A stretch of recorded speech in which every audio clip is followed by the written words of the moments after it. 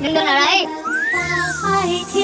Cái gì nữa? Trời ơi, Nãy giờ làm cái mũ cho tao hoài vậy? Của tao đẹp lắm hả? má ơi. Đi cung yến nha. Thái tử hoàng thái hậu, hoàng thượng đang đợi. Trời ơi, theo cô tôi. Nương nương mắc nết nhất hoàng cung là đây. Hoàng sa cái bao. Mòng treo gió không được hoàng thượng đi tắm canh tị với tao. Châu Phủ, người dám liệt thị bổn cung.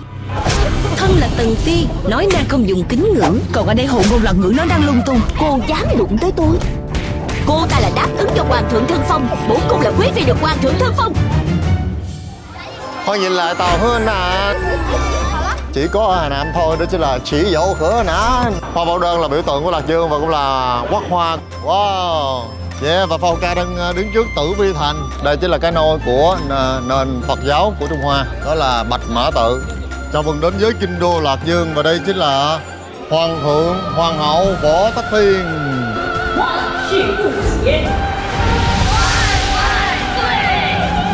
Rồi, Khai Phong Phủ nè, tới rồi.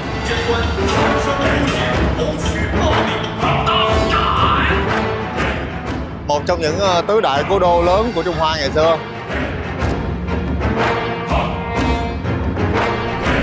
Hôm nay đoàn Phao Ca đang có mặt tại Thiếu Lâm Tự.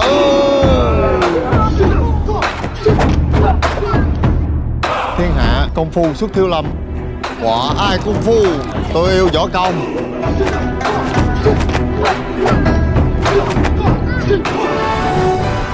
Tung Sơn là một trong những núi cực kỳ linh thiêng cho tới tận ngày nay.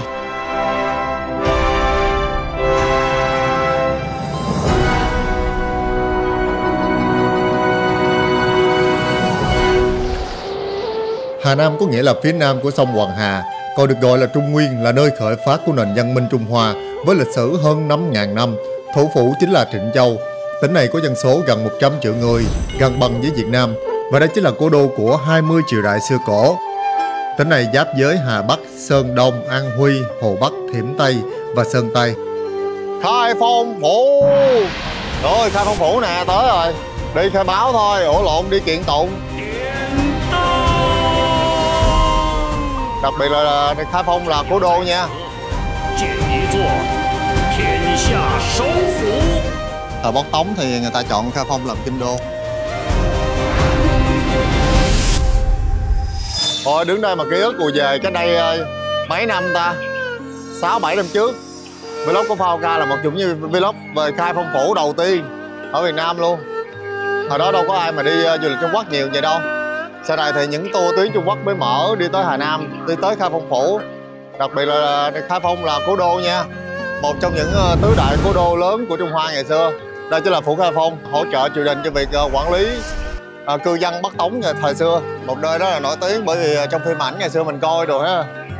Bởi nè, hôm nay mình sắm một cái nón của Triển Chiêu. Đây mình vô mua gì á. Rồi không có biểu diễn hả anh? Biểu diễn trong ở ngoài kìa, bình thường có biểu diễn ở ngoài đây nè. Thì mừng cô chú anh chị các bạn đã tiếp tục hành trình xe dịch khắp thế gian cùng Phao Ca. Và ngay tại lúc này, Khai Phong Phủ chúng ta hãy cùng trở về triều đại Bắc Tống.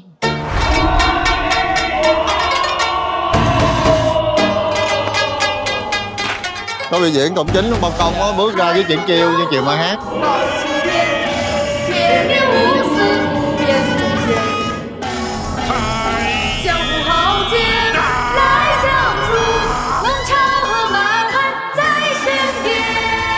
我是大宋皇帝，我在开封府等你，同游盛世。我是展昭，我在开封府等你，共同守护这座千年古城。我是包拯，我在开封府等你，见证浩然正气。Ồ, vậy là mình đã chính thức bước vào Khai Phong Phủ.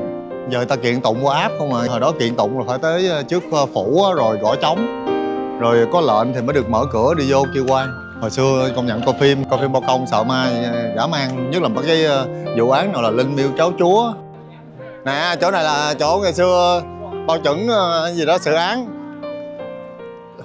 Ở trong này mình còn thấy lại những cái đao quen thuộc. Nào là cẩu đầu đao, long đầu đao và hổ đầu đao. Long đầu đao là dùng cho những người Hoàng thân quốc thích. Cẩu đầu đao là cho dân thường, còn lông đầu đao là dành cho các quan lại và giới quý tộc. Rồi sau đây có người thờ cúng vậy? Mình nghĩ là tới đây những người mà có kiện tụng rồi đó thì sẽ tới đây để mà cầu xin giống như là thắng kiện.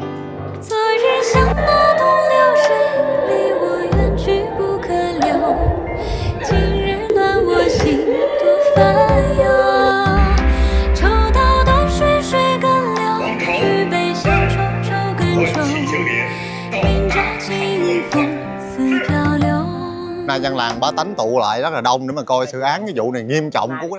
Nay có vụ Hồng Lâu Mộng ấy gì á. Tôi nói bữa nay Quách Què bị chém đầu. Vụ án Kim Bình Mai hả? Nguyên cái thành Khai Phong á. Là phải kéo ra đây để nhiều chuyện coi cái vụ này xử sao nữa. Xử vụ này chắc lên trực tiếp trọng án á. Vụ này hành sự dữ lắm à. Đây mọi người thấy là người ta đang tái hiện lại trước công đường một trong những vụ án kinh điển, đó chính là Trác Mỹ án. Tóm tắt vụ này như sau. Trần Thế Mỹ là một cái học trò nghèo đã có vợ và 2 con. Sau khi đổ trạng nguyên thì thay lòng đổi dạ, gạ gẫm công chúa để trở thành phò mã. Vợ và 2 con lên kinh đi kiếm thì Trần Thế Mỹ né tránh phủ nhận, không quen, còn sai thân tín truy sát ba mẹ con. Trong tuyệt vọng thì cả 3 người đã tới Khai Phong phủ để mà kiện chồng. Bao Thanh Thiên có chứng cứ nhưng mà Trần Thế Mỹ vẫn chối tội. Đã vậy thì triều đình, trong đó có Thái hậu và công chúa, gây áp lực lên cho bao công, dùng cả thánh chỉ để mà ép đại quan hạ tội cho Trần Thế Mỹ. Nhưng cuối cùng thì Bao Thanh Thiên đã cưỡi mão quan, giữ vững quốc pháp và thi hành long đầu trảm đối với tên tham quyền.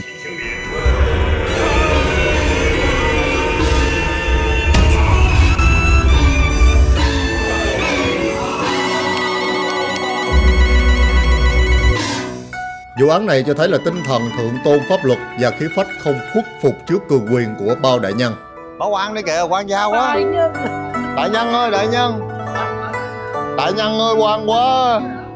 Đại nhân, kêu đại nhân lên. Đại nhân. Nè, trong này người ta thảy tiền xuống đây nữa nè.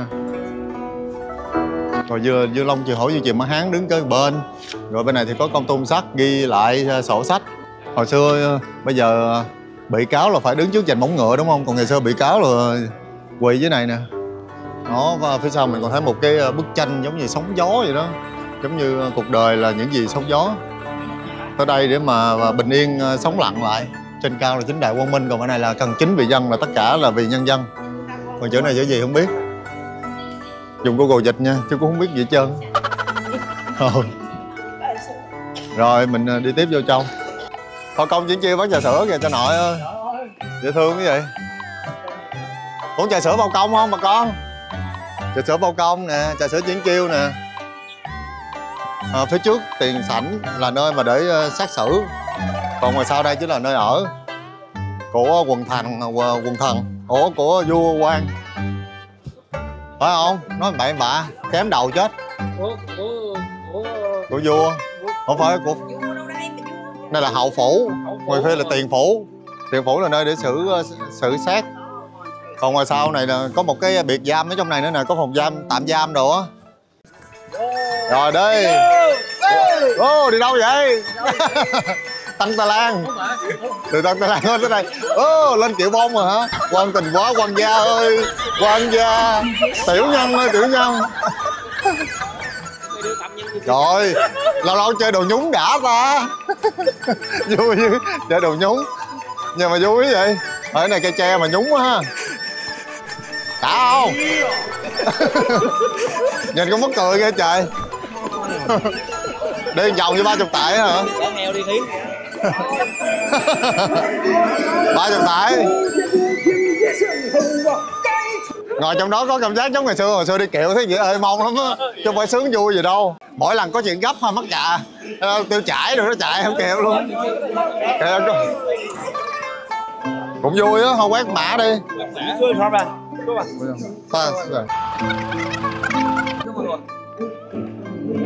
Rồi đây là nơi mà để biệt giam, tạm giam, giống như tù vậy đó.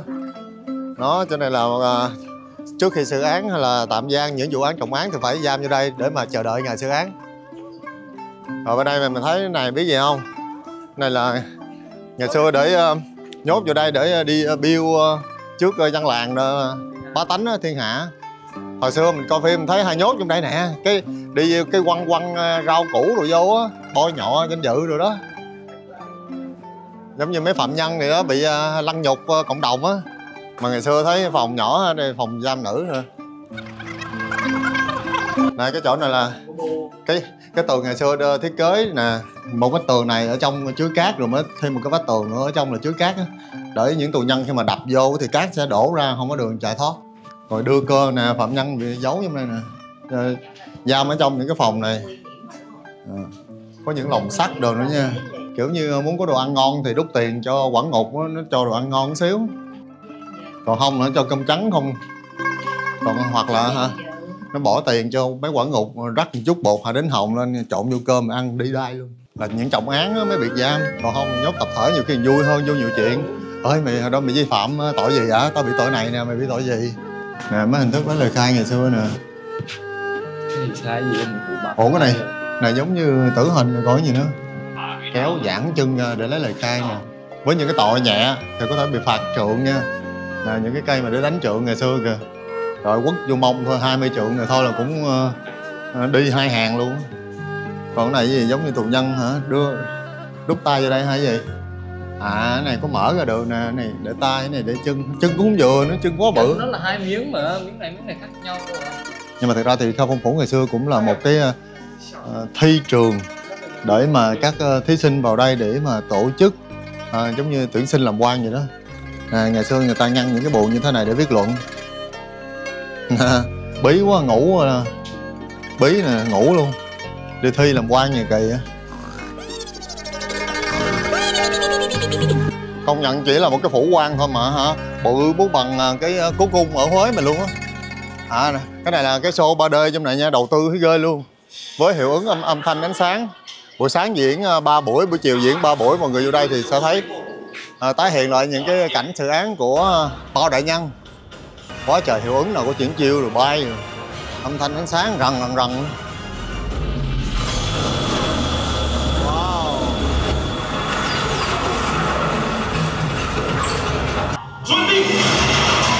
Chuyển chiêu kìa. Chuyển chiêu đó.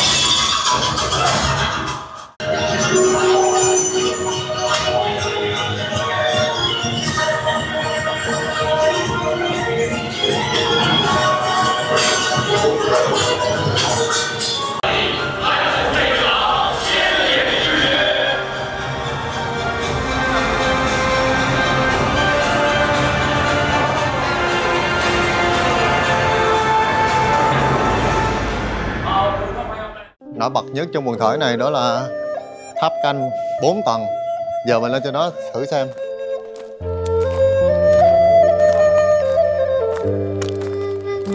Rồi trong tháp có tượng của Bao Chuẩn lớn quá nè. Người công bằng, liêm chính, chí công vô tư. Sau khi leo lên bao nhiêu tầng, 6-7 tầng vậy đó thì mình đã tới được cả thành Khai Phong. Ôi nhìn sai sự khác biệt ha, trong đây là cổ, còn ở đây là hiện đại. Mà mốt chỗ này chắc giải tỏa hết quá để mà làm thành một cái khu phủ Khai Phong cổ ngày xưa. Giống như Khai Phong cổ trắng vậy đó. Nè mọi người thấy bao quanh là cả một cái Khai Phong phủ. Nhà chỗ xét xử nè, tiền phủ và hậu phủ. Phía trước còn có một cây cầu Bắc Quan, một cái hồ. Ôi buổi chiều lên đây nhìn đẹp bộ. Dạ. Nhìn thành quách mái ngói đồ.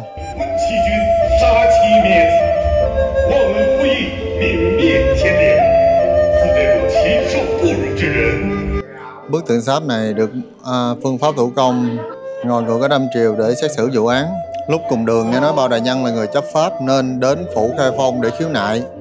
Sau khi Bao Chuẩn mặc thường phục nghe xét xử vụ án tại Mai Hoa Điện, ông đã ra lệnh giữ tên sát nhân Trương Nghiệp và thông báo cho quận trưởng Hứa Lâu và Trương Khuôn cho xét xử. Ông Lý cuối cùng cũng đòi được công lý cho mình và cháu trai. Bao Thanh Thiên được người đời ví như là một cái vị thần công lý, một thám tử anh tài. Thậm chí là người ta còn nói ông có khả năng thông linh với âm phủ, nghe được quan hồn tấu lại nên mới có khả năng phá án siêu đỉnh như vậy. Trong nhiều bộ phim thì ông còn có thể triệu hồi Diêm La Dương hoặc là các linh hồn để mà có thể thẩm vấn, tra hỏi manh mối của vụ án. Đại quan này sở hữu Thượng Phương Bảo Kiếm cùng với Tam Đại Tủ Đầu Trảm, có quyền tiền trảm hậu tấu. Bao Chẩn sinh năm 999, 29 tuổi thì đỗ tiến sĩ. Trước thì làm quan tri huyện, sau thì thăng chức phủ doãn Khai Phong, nơi kinh đô Đại Tống đầy thế lực ngầm. Ngày nay khi thấy cán bộ nào mà liêm chính nhân trí dũng, người ta thường sẽ nói là bao công tái thế. Nhắc về Khai Phong, người ta nhắc tên Bao Thanh Thiên còn nhiều hơn cả các đời vua nhà Tống. Rồi phía trước nè có du thuyền rồi, người ta đi trên đây rất là thơ mộng. Ủa rong này lấy ở dưới hồ. Ở đây sao rong chứ, còn thấy người ta đi lấy rong nữa nè. Rồi giữa lòng Khai Phong mình thấy lại món ăn tuổi thơ, món ăn thời thanh xuân. Nổ, bỏ gạo vô rồi cho nó bỏ bột, bỏ đường vô nữa. Cái này nổ bằng áp suất nè. Chuẩn bị bịch tay này nha, nổ lớn lắm á. Đó giờ chưa có này hả? Rồi lúa vậy. Nè mua bịch bắp nè, bắp rang như hệt Việt Nam luôn. Này nổ giữa đường, nổ như pháo, xích ra nổ lớn lắm đó nha. Nổ hồi áp suất nó lên, cái nổ cái phành á, nổ nướng lên rồi đó. Nè xe bán của ông bác nè. Bịch gì 5 tệ, 20.000 à, bịch 20.000 bằng tiền Việt luôn á. Ai đứng quay quá trời, nó đập nè. Được không? Quá là lớn luôn. Nó ăn thử liền, nóng mới ra lò luôn kìa, ăn ngon lắm á. Rồi chứ thấy chưa? Rau rang. Ngon không? Ngon quá à. Quá bình yên rồi, đúng chất phố cổ luôn. Tới đây cảm thấy rất là nhớ bài Yêu Hương Hồ Điệp Mộng. Cô chú anh chị cùng hát theo mình nhé. Tiếng chỉ chẳng chưa? 正西上那东流水，离我杨树如客流，情雨乱我心，托风摇。秋到塘水水更流，水北小树树更愁，明朝金风是漂流。Hay quá à. Rồi, sau khi ban ngày mình đi coi dự án bao công dự án tham quan hối lộ bòn rút công trình của dân của thiên hạ căng thẳng quá thì tối mình đi tới chợ đêm để mà thư giãn ăn uống nha. Nếu mà không biết đi đâu thì tới cái tháp cổ này, xung quanh đây là chợ nè, đồ ăn, tất cả đặc sản của Khai Phong đều tập trung ở đây hết.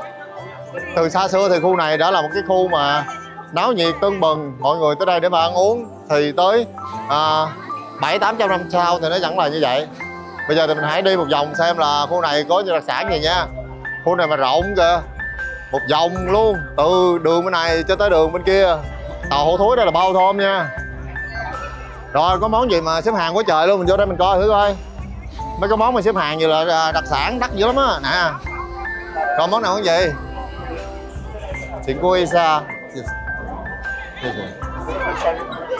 Ủa món gì vậy? Mà mình không có thích cái kiểu Trung Quốc hay để vô cái dĩa rồi đó lót cái bao ni lông lên vậy nè. Nước nóng mà để vậy đâu có tốt đâu, mà ở đây ăn vậy không là biến rửa chén rửa dĩa. Ủa có cua lông nữa nè. Thì đây ốc là người ta chế biến sẵn luôn nha, người ta bán chứ không phải là kêu lên mới chế biến cho mình. Những cái khu chợ đêm của Trung Quốc vậy hả, đồ ăn thì hề nhìn đa dạng nhưng mà nó cũng không có hợp khẩu vị mình cho lắm, làm cho lẹ để bán gì đó nên nó cũng không thấm gia vị như là mình vô nhà hàng mình ăn. Ở Trung Quốc thì đi vô nhà hàng ăn vẫn ngon hơn là những cái khu ẩm thực đường phố như thế này, nhìn nó đa dạng vậy thôi nhưng mà nó không có ngon lắm. Là đồ giả, này cây giả, còn cây thiệt nè. Rồi vô các huynh đệ tỷ muội chúng ta hôm nay tới Khai Phong Phủ, xin mời Năng Ly còn 8 tệ, 20-30 ngàn con. Mà bên này sao nướng chung với mấy cái bún gì ngộ rồi trời. Cái này giống như bún tàu vậy đúng không, chứ đâu phải miếng đâu. Được có thơm đó. Trên có lớp tỏi thơm, tỏi thơm lắm nha, nó trộn với dầu hào rồi còn có vị chua chua giống như bỏ giấm với xì dầu lên trộn lại với nhau nè, bởi nó thấm nè. Miếng xong hả? Ôi hấp dẫn chưa, đảo nè. Không có tươi gì hết trơn trời, lạnh tanh hả. Ở đây ngộ toàn hải sản cái để nấu sẵn nó trưng bày vậy đó. Lạnh quéo à, không có nóng đi luôn. Thôi cũng phải chịu thôi, tại vùng này xa biển lắm. Muốn ăn ngon là phải đi Hải Nam, đi phía vùng hôm bữa mình đi vùng biển đó, cái gì đó Hạ Môn. Hồi xưa vua chúa không có cửa bằng hải sản đâu, xa quá. Hồi xưa đâu có công nghệ mà giữ ẩm, đâu có đá rồi đâu mà có thể mang từ biển, đem từ biển gian biển mà đem lên tới cái vùng Lạc Dương Tây An rồi chứ nó úng thúi luôn. Chứ hở chứ 蚂蚁型的Gà luộc Khai Phong. Rồi con 49 từ 50 tệ hả? Đó, vụ rồi coi kìa. Giờ nhưng mà ba đắt lên ghê không? Nè chú quay đây nè. Nãy giờ bán đâu ai để ý đâu. Mình vô ăn cái ta coi nó quá trời luôn. Tại cái mỏ mình ăn có duyên á. Đúng không? Mỏ mình ăn thì hấp dẫn. Thì chưa không bao giờ Khai Phong nữa mà đi ăn gà. Coi chặt kìa. Đóng gà luôn. Trung Quốc họ cũng không thích ăn gà công nghiệp đâu nha, đa phần là gà nuôi thả vườn vậy nè. Bốc luôn. Nó không, nhà mình bán đắt ghê luôn kìa. Nãy giờ đâu ai hỏi đâu. Ngoài Thanh Minh Thường Hà Đồ thì mọi người cũng có thể vô đây nè. Vô đây thì giống như một cái khu vui chơi dành cho thanh thiếu niên nhiều hơn. Vạn Tế Sơn, Võ Thuật Thành. Và giá vé đây là 80 tệ nhưng mà trong đó cũng rất là rộng, nhiều trò chơi, phần biểu diễn. Đây mình vô trong để cho mọi người coi thử là có nên đi đây không nha.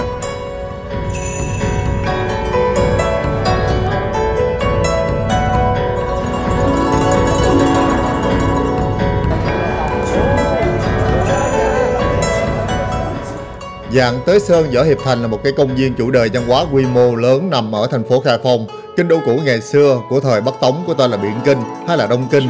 Công viên này được xây theo một cái phong cách rất là cổ đại, mô phỏng theo những thành trì giang hồ với những tòa nhà, quán rượu, võ đài, phố thị thì sầm uất. Khi bước vào đây thì bạn sẽ có cảm giác giống như là đi lạc vô một cái bộ phim kiếm hiệp vậy đó, với những cái nhân vật mặc trang phục cổ xưa đi lại ở khắp nơi.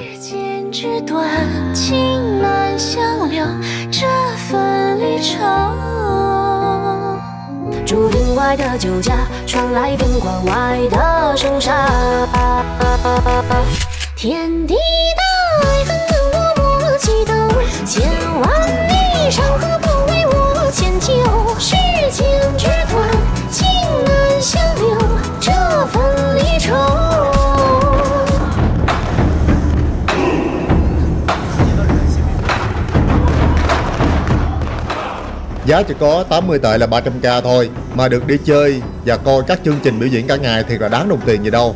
Khai Phong không chỉ là một cái bảo tàng sống của triều đại nhà Tống mà còn là một điểm đến sống động hấp dẫn với nhiều hoạt động giải trí đa dạng.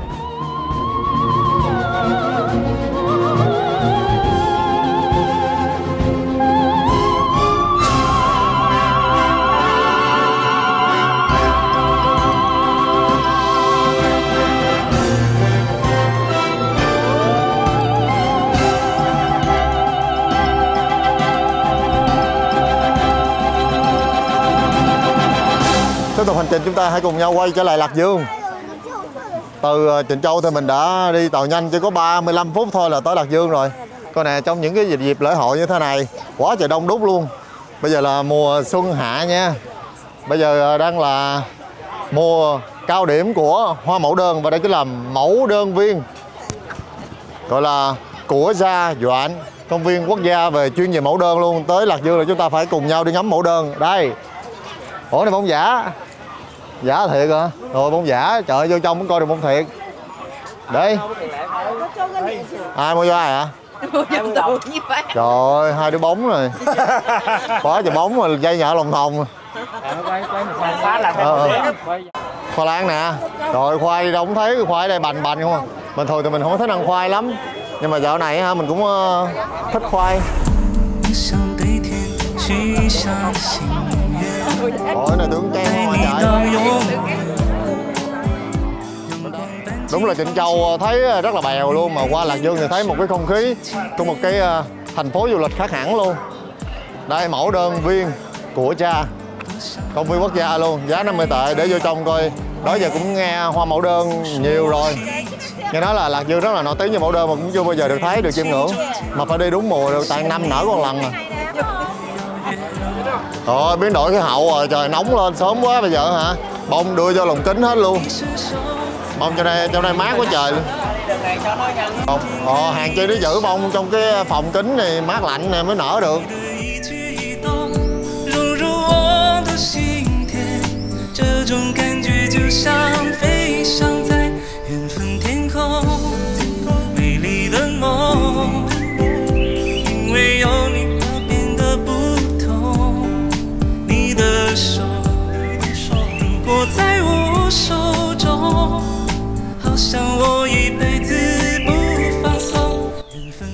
Mà ở công viên gì đâu mà tôi cũng tốn 50 tệ nữa, trong khi mình qua châu Âu á, miễn phí luôn, mà đẹp cái ghê luôn. Ôi, lần đầu tiên thấy bông mẫu đơn nè, quá bự rồi. Bông chùm bự lắm nha. Phải thời tiết ngoài nó đã mát như vậy đã ha. Bởi vì đi muốn ngắm hoa là mọi người phải đi đúng mùa nha, phải cuối gì đầu tháng 4 đi trễ quá, giữa tháng 4 cũng không còn miếng bông nào hết trơn mà phải đưa vô nhà kiến vậy nè. Mà này mà nó nở chung một lọt nhau mới đẹp. Đi mà đầu tháng 4 á là nó nở được nguyên cái công viên luôn.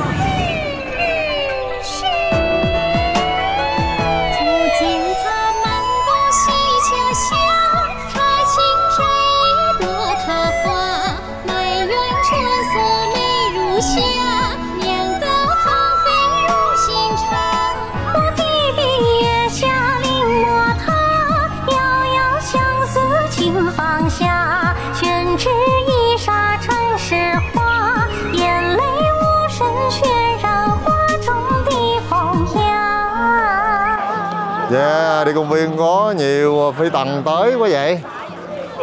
Nay xuất cung đi công viên chơi hả? Rồi trong những cái mùa như thế này thì dịch vụ cho thuê đồ cổ trang, đặc biệt là thời nhà Đường ở Lạc Dương rất là nổi tiếng, cực kỳ đắt luôn.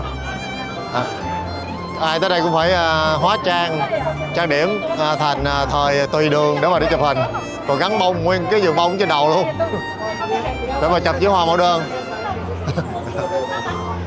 Trời, cắm 2 cái bông trên đầu luôn. Tá cứa. Ôi quá đẹp rồi. Sao nay mình không thuê đồ trời. Ở đây thuê cũng cao lắm nha. Wow. Trời, cái này đâu có khác gì khu trung tâm bữa Tây An bữa mình đi đâu. Đông tới sợ luôn. Kìa bây giờ nguyên một cái khu phố lên đèn nè. Bay ron mà bay đậy trên bầu trời như là sao nổ sao xẹt vậy kìa. Wow, bây giờ Tử Mỹ Thành đã lên đèn rồi, bây giờ chúng ta hãy cùng nhau đi vô trong tham quan. Đi vô đây. Đây chỗ này nè, vui nhộn nhịp lắm nha. Tất cả mọi người đều mặc trang phục cổ trang rất là đẹp. Rồi cả một cái khu phố giống như được hoài cổ vậy. Quá trời đông vui, mọi người tới đây còn nhảy nhót nữa. Đúng 7 giờ tối thì sẽ có những màn trình diễn ở đây, rất là hấp dẫn. Wow, cả một thành phố đúng là thành phố cổ trang không ngủ. Dễ thương quá. Trời ơi, đang lạc vào một cái xứ sở gì vậy nè. Ôi, bên đây nữa nè. Bây giờ đây là lễ hội hoa mẫu đơn bởi vì nè, hoa mẫu đơn một đầu, nhiều trên đầu luôn.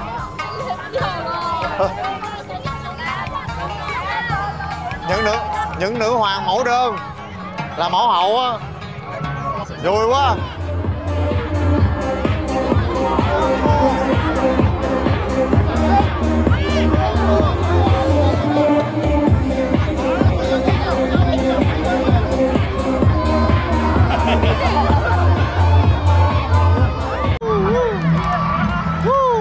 Vui quá vậy trời, sống nhảy vui quá vậy. Wow. Wow. Bây giờ ở Lạc Dương muốn phát triển ngang ngửa Tây An rồi đó, bây giờ có thể cạnh tranh được với Tây An và du lịch luôn rồi.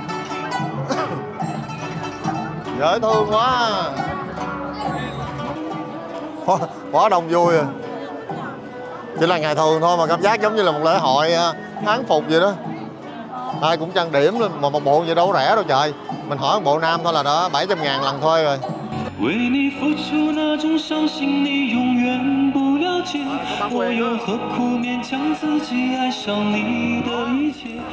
Rồi hả, thật ra thì ở Lạc Dương thì chỉ cần đi xung quanh cái Ưng Thiên Môn thôi là thấy rất là nhộn nhịp, đúng chất không khí của Lạc Dương luôn. Giống như là một cái mùa lễ hội vậy đó đang tới, nhưng mà thực ra đây là ngày thường thôi, chỉ là một ngày cuối tuần thôi mà đông cái này rồi nè. Đúng là Trung Quốc ở đâu cũng thấy cái vụ chụp hình này hết trơn nha. Nè, toàn là các mỹ nhân thời nhà Đường để mà chụp hình quý phi nương nương luôn mà. Quá trời cái nương nương luôn. Chụp hình vui ghê trời. Đúng là Trung Quốc ngày nào cũng đông vui nhộn nhịp vậy trơn ha. Ở Tây An cũng chưa thấy chụp hình nhiều như vậy nữa. Tại vì ở đây có một cái cổng thành đánh đèn ban đêm quá đẹp đi, rồi còn ngoài sau còn có chơi lồng đèn nữa.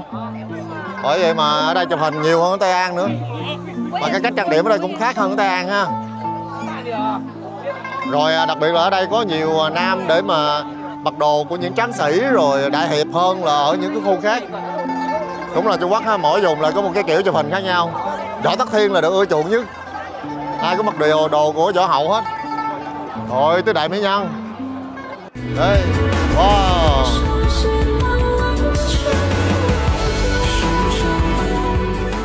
Rồi em biến hình cỡ này mà chưa còn nhận ra.